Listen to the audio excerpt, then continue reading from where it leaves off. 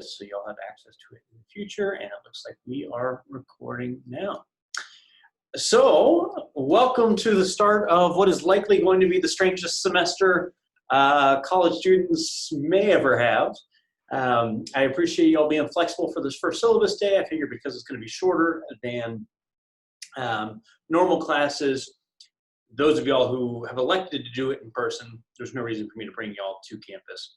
And so let me go ahead and share the slides for today.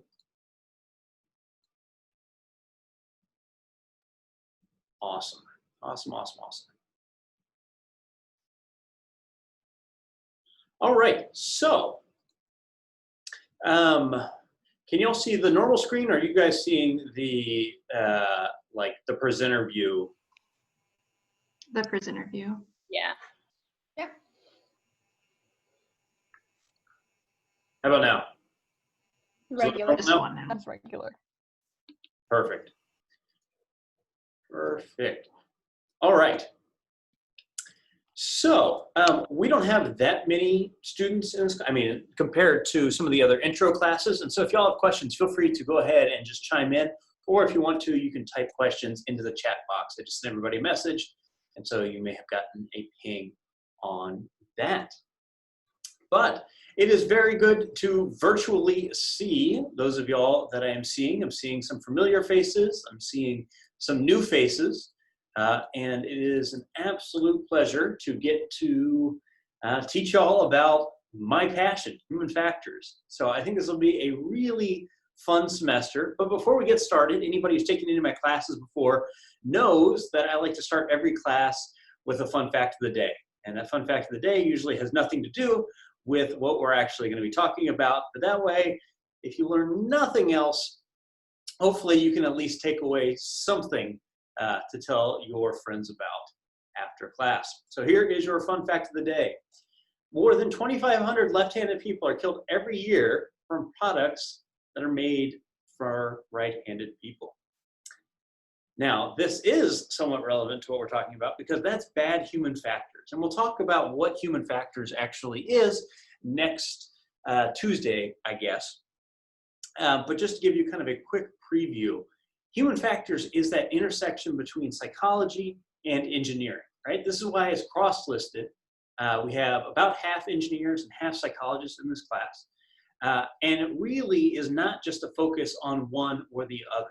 It's the design of products, it's the design of systems that are user-friendly, that increase performance, that enhance safety, etc. And so what that looks like will be varying throughout the semester when we talk about different concepts. But just to give you a quick preview. So who am I? I know I've used this line before, so if any of y'all have ever had me in class, I apologize. You have to hear my regurgitated jokes. I know I look like a tired 12-year-old, but I promise I'm old enough to be your professor. So I went to UVA for my undergraduate work. After that, I went to Colorado State University up in Fort Collins, Colorado for my PhD. And then after that, I did a 2-year postdoc at the U.S. Air Force Academy before coming here. Last year was my first year here on faculty at UAH. But I think we are hitting our stride. This is the second semester I'm teaching the human factors class here at UAH. And so I've got some really, I think, exciting things lined up for us this semester. I like to do Brazilian Jiu-Jitsu. Now, coronavirus has kind of put a damper on my interest in going and rolling around with other adults. The whole getting sweat on normally is kind of disgusting, but in the middle of a global pandemic is less than ideal. But if things start going back to normal and you start seeing me with a black eye in class, don't worry, everything's fine.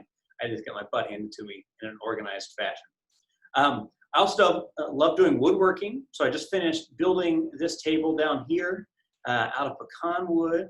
And so frequently on the weekends and evenings, if you're trying to get a hold of me and you can't, it's because I'm in the wood shop and I'm not even paying attention to email or whatnot. But I also love doing outdoorsy stuff and playing music. I suck at music, but this was back when I was an undergrad playing and singing. I know I don't look like I've aged all that much although my hair's gotten a little bit weirder since then. So, oh, and the most important thing about me is I have the world's cutest dogs ever. So that's Ion in the back, that's Sunshine up front. They're both golden doodles. They're about 3.5 years old, and they are the single greatest thing in the world. And if you don't believe me, here are more pictures of them being adorable, and more pictures of them being adorable, and more pictures of them being adorable. Sunshine sleeps like a human very frequently, where she'll lay on her back and have her hands there. She'll also frequently, she'll also frequently just splay her legs open in a very unladylike fashion. Yeah, she just sleeps kind of like a human. It's adorable. So if I get another picture of that, I will share it and send it. All right, now on to the important stuff. So the book we're going to be using for this class is Designing for People. It's written by a couple really big names in the field. So John Lee and Chris Wickens are two of the biggest names in human factors. Frankly, I don't think this book is written as well as some of the other books, but I think the content that's in this book is better than any other content. And so I would strongly recommend y'all get a copy of this, especially for those of you who are taking this as a graduate course, because it'll be really helpful as a resource to utilize later on in your career. This is, I think, the third version. You can get an earlier version if you want to, or you can share the book, but I would strongly recommend you get the book itself. So the course grades for this class are going to be broken up into exams and then a project. And so the first two exams won't be cumulative. They'll just be building off of what we've covered to that point in the semester. And then the final exam will be cumulative. It will be a third of your grade. And so you'll want to make sure that if you don't do well on the first exam or the second exam, that you catch up on that, because it'll really make a difference for that final exam. The exams for this class, I'm going to try to make more application-based. I've struggled finding the right way to do the exams for this class in the previous semester. I want to be able to test you objectively on some of the information that we're going over in this class, but I also want to give you all the opportunity to kind of flex your human factors muscles in thinking about this and the application, right? Because human factors itself is such an applied field, it doesn't make sense to just kind of get bogged down only in theory without the application of that theory. And so we'll go over more about what those exams will look like as we get closer to them, but just keep that in mind. And then we're going to have a paper and presentation for this class. And what that paper looks like, and the presentation looks like, is going to be a little different based off of your enrollment and your preferences. So again, this is cross-listed not only between psychology and engineering, but for undergrads and graduate students. And so there is a nice mix of all of them in this class, but the expectations are going to be a little bit different for the graduate students than for the undergrads. So for those of y'all who are taking this as an undergraduate course, that means, so for any of you guys in the JUMP program who are taking this registered as 503, you'll be treated as a grad student. For anybody who's taking this enrolled in 403, you'll fit into that undergrad category. And actually, let me say before I get into this, so my expectation in working with graduate students is they always just call me by my first name, just call me Nate. Because there are a good number of graduate students in this class, my expectation is that y'all just call me Nate. You don't have to call me Dr. T or Dr. Tenderfeld, regardless of your status in this class. So don't worry about being overly formal. You can just call me Nate. All right, so back to the papers. For those of y'all who are enrolled in the 403, you're going to be doing a human factors disaster paper. I'll go over a little bit more of that in just a second, but it's going to be looking at what is a real-world disaster that took place, and you're going to do a critical evaluation of the human factors that led to that disaster. For the graduate students in this class, again, those who are enrolled in 503, you're going to have two options. One is that you could do the disasters paper. You'll have a longer requirement. I'll expect more kind of in-depth evaluation from the graduate students. Or you'll have an opportunity to work on a consulting project. And so I have lined up 2 different companies to have y'all do kind of a mock consulting project. One is Boeing. So there's an AI team at Boeing. I can't really talk about what they're doing. If you get on this project, you'll have to sign non-disclosure agreements, and the actual write-up and presentations for that will be a little different. But so there's an AI team at Boeing, and then there's a tech sort of startup, sort of not, called PDX Biotech. And it's a really cool local company. I met with the CEO of the company a couple of weeks ago, and he's a really nice guy, really excited about getting some students in on that project. The only unfortunate caveat here is if you have any interest in doing the Boeing thing, you have to be an American citizen. Unfortunately, they're limiting it to only US citizens. So if any of y'all are interested in doing the consulting, but you're not a US citizen, that's totally fine. We'll just put you on at PDX Biotech. And I think it'd be a really interesting opportunity nonetheless.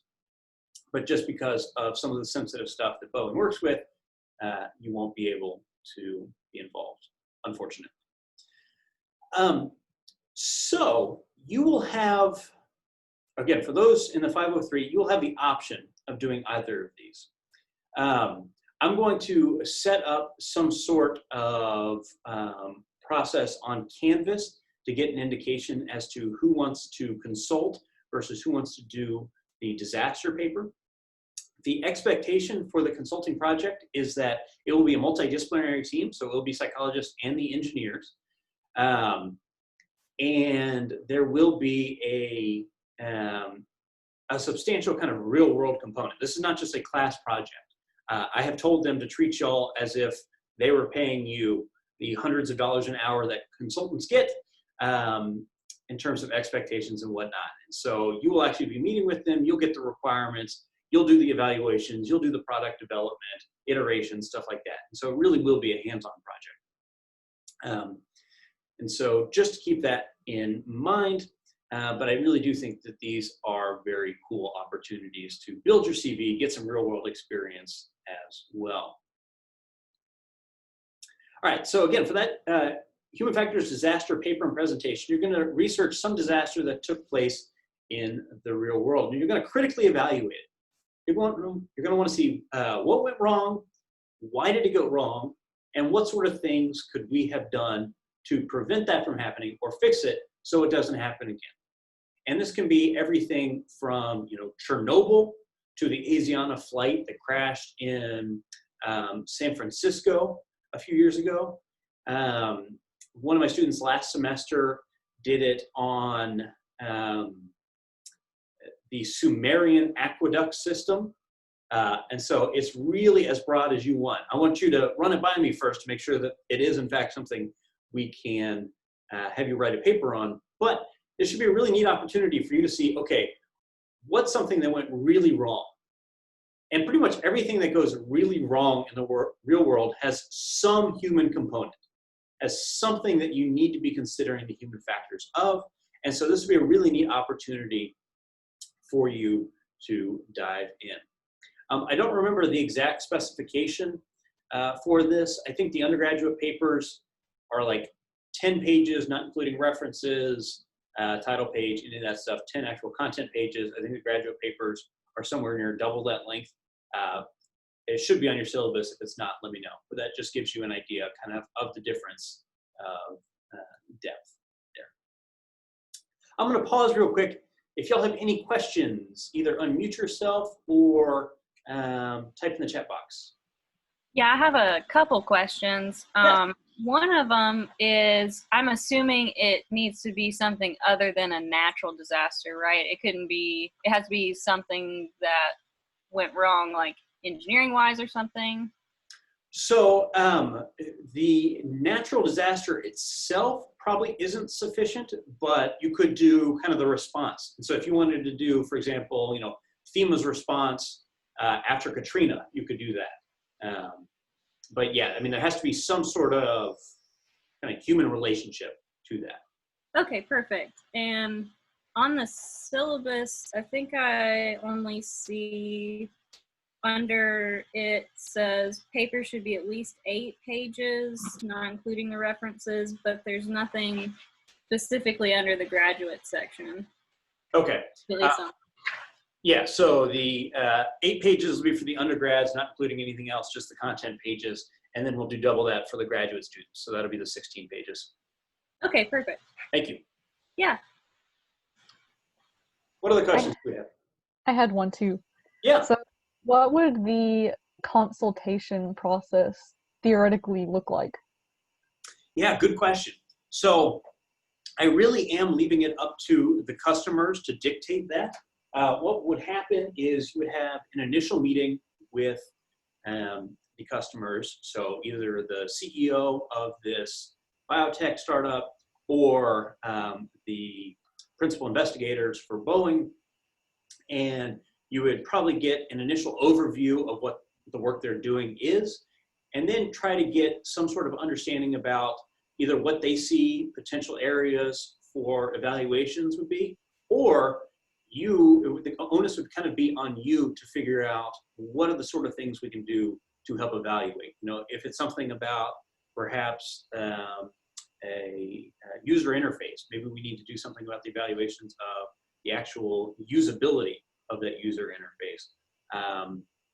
Or, you know, if it's a Boeing and they're interested in the AI thing, maybe we need to think about, okay, what are the principal components that we need to program into the AI to make the interactions with the human as kind of ecologically valid as possible, even in those testing environments. I have told the customers that the expectation is y'all would meet with them right away, but you obviously don't have the knowledge base quite yet to be ready to do the full consulting. And so you'd meet with them, you start getting a scope of everything, and then there would be kind of probably a little bit of a radio silence where y'all are really doing deep dives into the material. In addition to what we're talking about in class, the expectation if you're doing this is you're kind of going and finding outside resources as well to really try to become that SME or that subject matter expert. And then you would kind of put together a course of action for whatever the agreed upon scope of work is.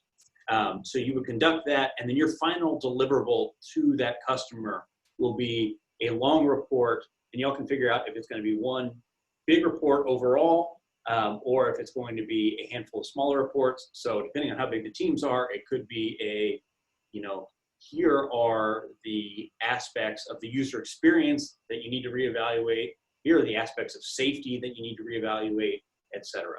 And so we'll be in constant communication throughout the semester to figure out what the best way of going forward is. But I did want to leave it kind of amorphous in the sense that it allows it to kind of fill whatever the needs of the customer are in this case. Because I truly told the customer that I don't want this to just be a school project. I don't want them just creating busy work. I want this to be a true, unique opportunity for them and for y'all to get in there and really do some of these evaluations.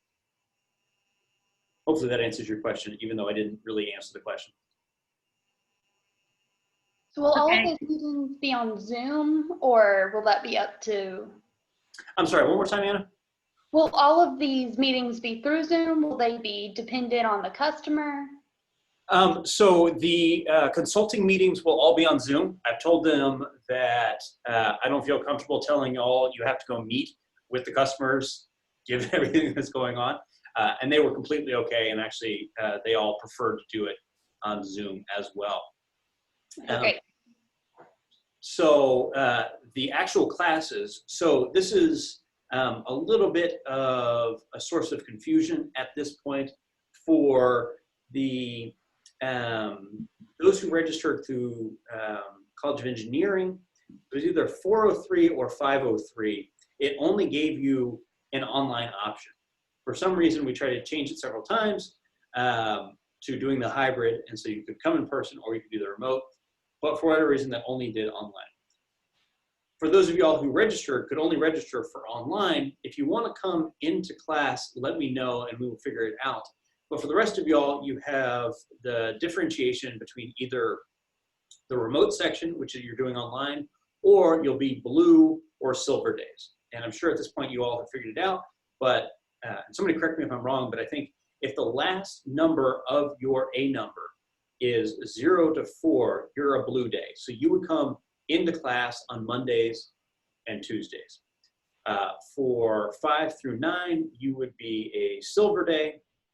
And so you would come into class on Wednesdays and Thursdays. Because this is a Tuesday-Thursday class, if you're blue, come Tuesday. If you're silver, come Thursday.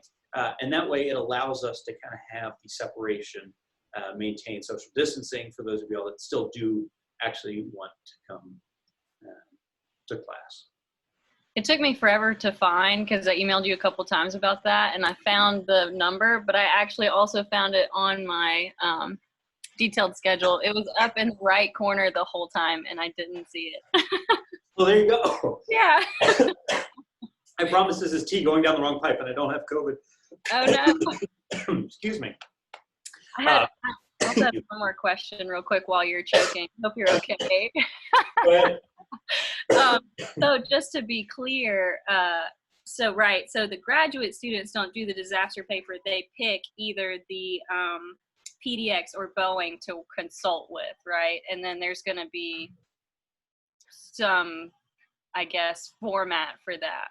So the graduate students have the choice if they would rather do the human factors disaster paper. If for whatever reason y'all don't feel like you want to be doing consulting, or you don't want that experience, you can still do that disasters paper.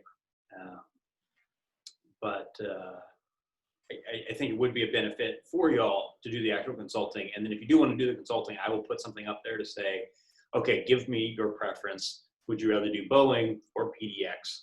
And then we will take the assignment from there. Okay, perfect. Are you going to put like a discussion up, or should we just email you? Yeah, I will put a discussion up or a poll up or something like that. Okay, perfect. Thank you. Mm-hmm. What other questions do we have at this point? I have one question. Yes. So are you are there going to be 2 different lectures each week, or just, okay, so if I'm a Thursday student, I'll log on and watch Zoom of the live class on Tuesday? I'll give the link to everybody but you, Hannah. But okay. yeah. Sounds good. So the days that you don't come into class, I will post a Zoom link so you can attend live and you can ask the questions, and I'll try to set up a camera and a laptop in such a way that it allows you to get kind of the in-class interactive experience so you can still ask questions and stuff like that. But yeah, that will be online. Okay, and then also, like, for whatever reason, if we can't make it to our in-class day, will we still be able to view that online? Yes, because of the weird nature of this semester, I've said I'm just going to record all the lectures and post them online. Okay. So we'll go over this in just a minute. My preference is that if you can come to class, you do, whether it's virtually or in person, just because I think this class really benefits from some of the conversations we're going to have. Those conversations are hard to have if people aren't actually showing up. And so if it becomes an issue that people just aren't showing up and are just watching the recordings, I reserve the right to say, all right, well, I'm just not going to record them and post them later. But I don't think that'll be an issue. Cool? All right. Yeah, thank you. Of course. All right, I'm going to go ahead and continue on, which will hopefully answer some more questions that come up. But feel free to chime in either via voice or on the chat box if you do have questions, and I will get to them, in the words of Michael Scott, ASAP as possible. Also, if you can't tell, my background is The Office. So, all right, so there are going to be random quizzes throughout the semester. They're going to be unannounced. These will just be like the quizzes, if any of y'all have taken me before, like I have administered in the past. They're going to serve as comprehension checks. And the current plan is to have them go live for just a short period during the class. So it kind of incentivizes you to show up either in person or online to the class. But in lieu of being for points, they're going to be for extra credit. And so really what I want these to be is a good opportunity for me to see if you're getting the material that I'm teaching to you, and allows me to kind of refresh, the semester schedule if I need to spend more time on a concept that I think is really important that I'm struggling to convey to y'all. There won't be any makeups for missed quizzes. If you miss it, it's not that big of a deal. It's not going to be a huge amount of extra credit for each one of them. But if you miss it, you miss it. There won't be makeups for missed exams unless you have a valid reason for missing the exam. This comes up every year. I inevitably have some student who thinks that oversleeping or having not studied counts as a valid excuse for every missed exam, and it doesn't. I'm sorry. So having just a head cold, having not studied, oversleeping. I used to say staying up late watching the Redskins football games, but now they're no longer the Redskins, so the Washington football name TBDs. If you guys aren't following this, the Washington football team has decided that they're not going to come up with a team name for a year, and so now they're just the Washington football teams. So there you go. And that one actually, depending on the game, if it's like against the Cowboys, that may be acceptable, but we'll figure it out. So I'm going to curve every exam so that the top performer gets 100% on the exam. If somebody gets 100% without a curve, that's it. There just won't be any curve. But that at least allows for kind of a compensation if I have any stupidly worded questions, or I just didn't cover something in class as well as I thought I covered it. And so if the top performer on an exam gets a 90, that means everybody gets a 10% boost on that exam. I'm not going to curve the final grades, like the semester grades. I'll curve the final exam grade. But I don't have a particular quota of this many people need to get A's or B's or whatnot. And so any of the curving will just take place on the actual exams themselves. If you've taken my class before, you know this disclaimer. I'm going to treat y'all like the adults you are. I'm not going to micromanage everything to make sure y'all don't cheat. However, if I catch you cheating, I'm going to bring the hammer down. So at UVA, when I was an undergrad there, if you were caught cheating, it meant automatic expulsion. When I was at the Air Force Academy, it was the exact same thing. And so I don't take it very lightly. Depending on how egregious the incident will be, or incident is, depends on how I respond, but bare minimum, you'll get a 0 for the assignment or test. Just don't cheat. It's that easy. All right. Like I said before, attendance, I don't really care if you come or not, but I genuinely believe it's going to benefit you and benefit the others in the class if you actually show up rather than just watching the recordings. And so I will try to make it interactive. I know it's going to be tough for those of y'all who are watching remotely, but I really am going to try to make it as interactive as possible, figuring out what the best way is for you to get engaged in conversations and in any of the debates we have in class. There are a couple exceptions in which attendance will be mandatory. So I have talked to several of my friends and former colleagues and convinced them to come give guest lectures for us. And so we have 3 guest lectures throughout the semester.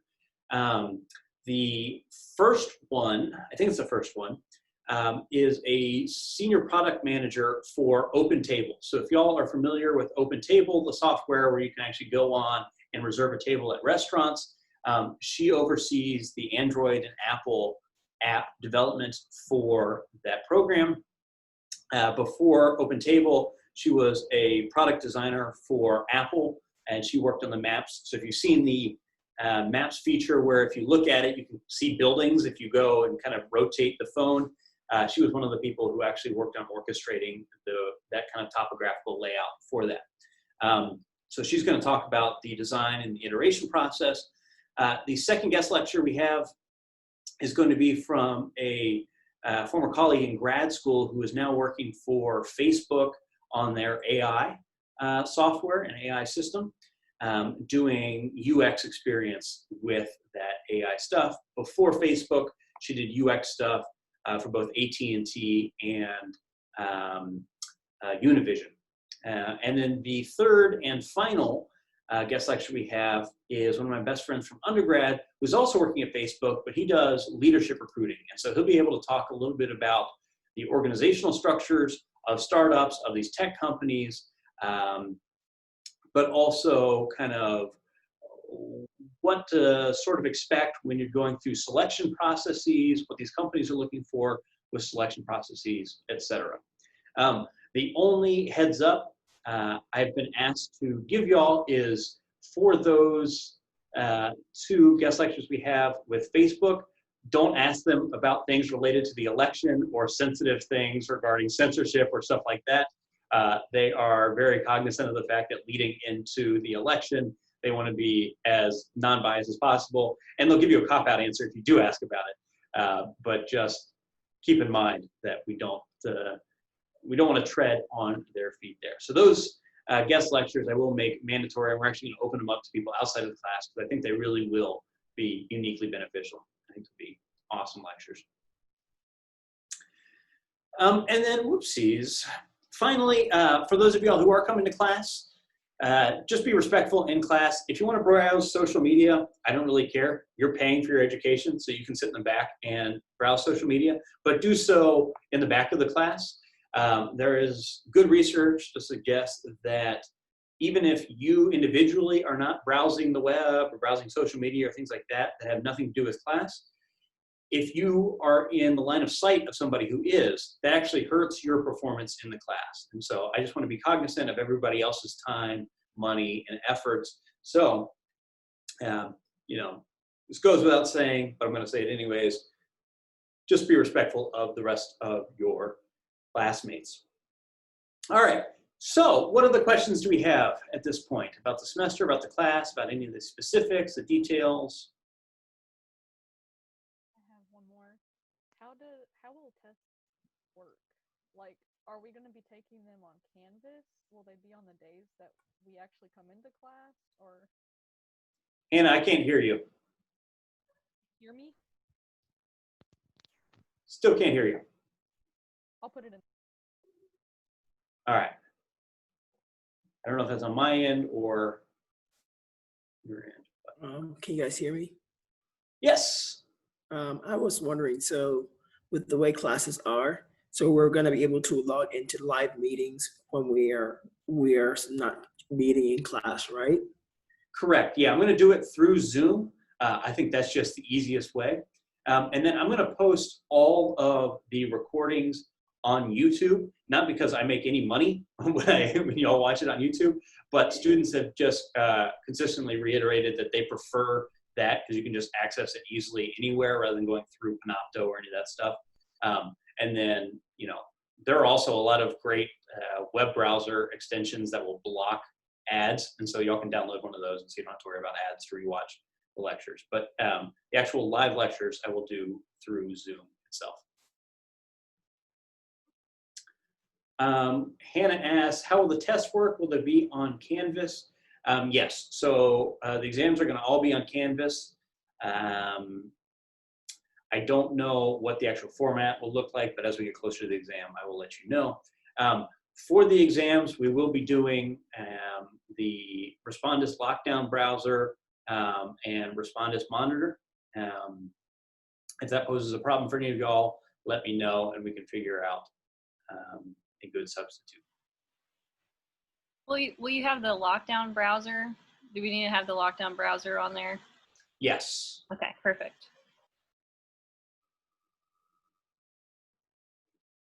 What other questions?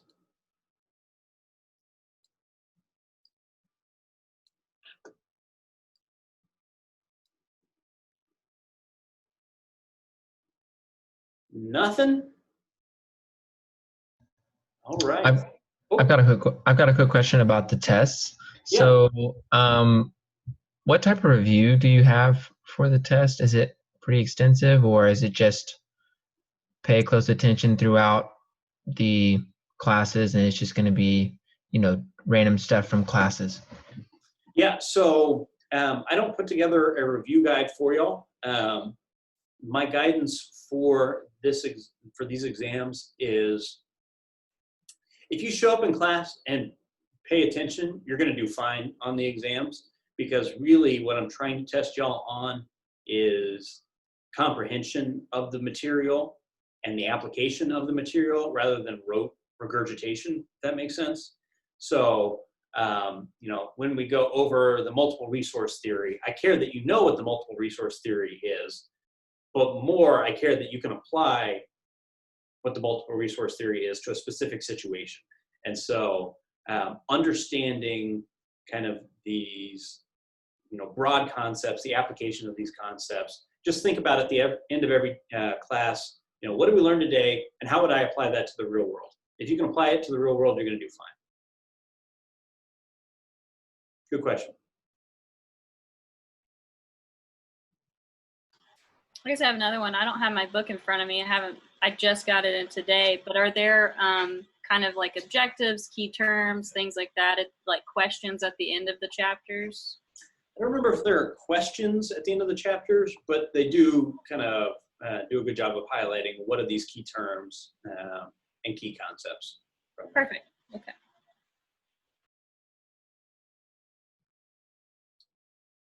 Anything else? For the guest speakers, how does that work if we're not actually going on campus? I'm sorry, I couldn't hear you. One more time? The guest speakers, are we gonna have to test for COVID before we come on campus if we're remotely for all of our classes? Yeah, good question. Sorry, I didn't specify. So those guest lectures will actually all be remote because they're all out in Silicon Valley anyways. And so I sure as hell am not paying to fly them out here for that. But yeah, so those will all be remote via Zoom. Good question. What else?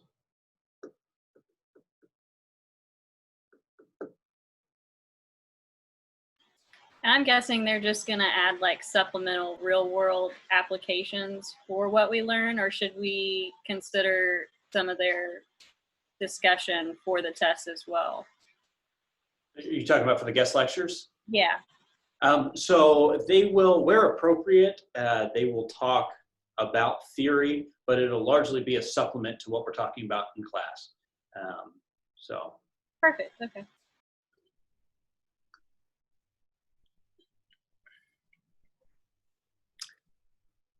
I guess I was wondering if with our classes, with the lecture and the book, if there's any supplemental stuff that's going to be added on outside of what is in the book and what is in our lecture notes to the exams, or is that going to just be pretty much standard?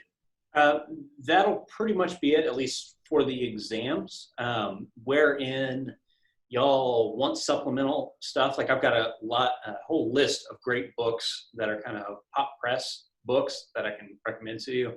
And there may be one or two lectures where in lieu of having readings in the book, I may send y'all a couple journal articles to read through just to get an idea of it. But I will make that explicit. So for the exams, there won't be any additional supplemental outside of the lectures in the book. All right. Thank you. Of course.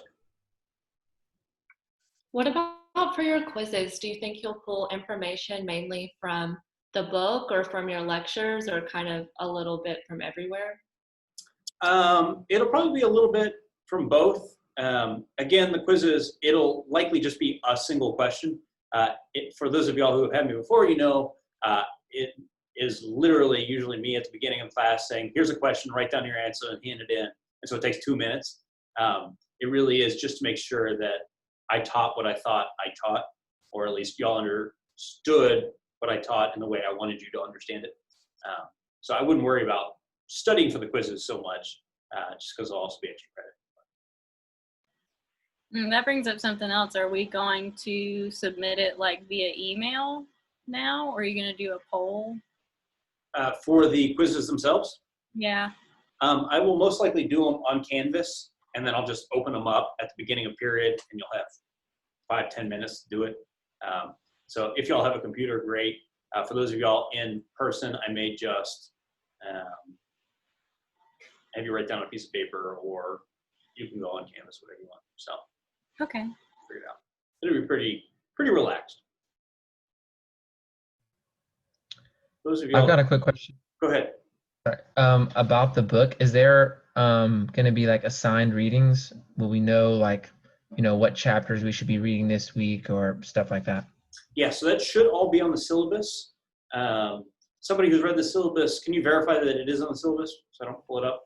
Yes, it is. On the syllabus. Yeah, so you will have readings. The date next to that reading is the day that I'm expecting y'all to have done the readings for. So I really want y'all to do the readings before we come into class, because I'm not going to cover all the details that are in the book, but it allows you to A, ask questions about things you read, but B, for us to kind of synthesize what you're learning in those readings in that book.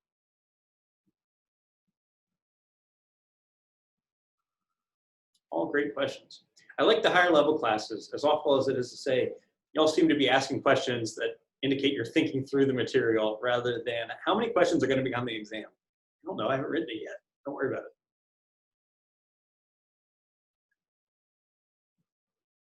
What else? Sorry if somebody was just about to ask how many questions are going to be on the exam.